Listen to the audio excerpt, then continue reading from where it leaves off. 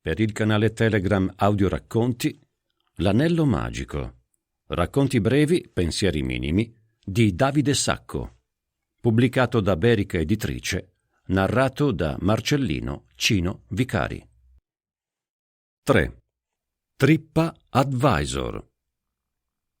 Eppure, secondo me non è giusto che la spada di Damocle delle stelline di TripAdvisor debba pendere minacciosa sul capo soltanto dei gestori di locali. Per par condicio occorrerebbe che anche i ristoratori potessero dare i voti alla propria clientela, così da allertare i colleghi della penisola e consentir loro di evitare l'accesso agli avventori più pericolosi. Venerdì sera, Enoteca del Centro. Attorno al tavolo, accanto a quello dove sto sorseggiando un gradevole bianco fruttato, è accomodato un quartetto di soggetti, 2 coppie di mezza età, che discutono proprio di quella stessa etichetta di vino che ho anch'io nel calice e della quale si sono appena fatti lasciare una bottiglia intera.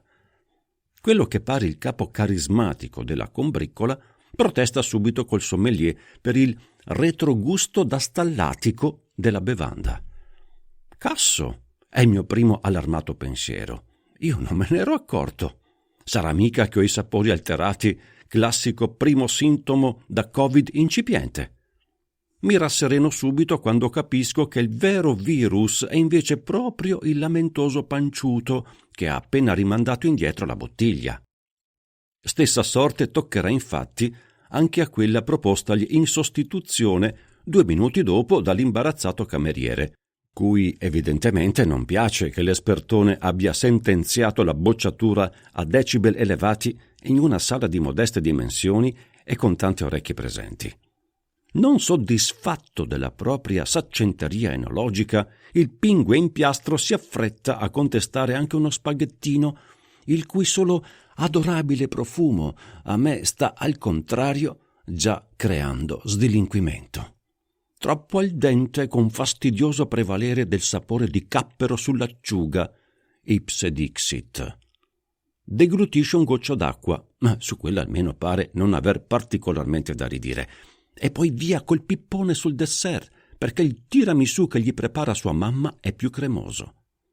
Quando al tavolo si affaccia il titolare in persona a proporre la lista dei digestivi, il campione mondiale di frantumazione delle gonadi esterna risentito.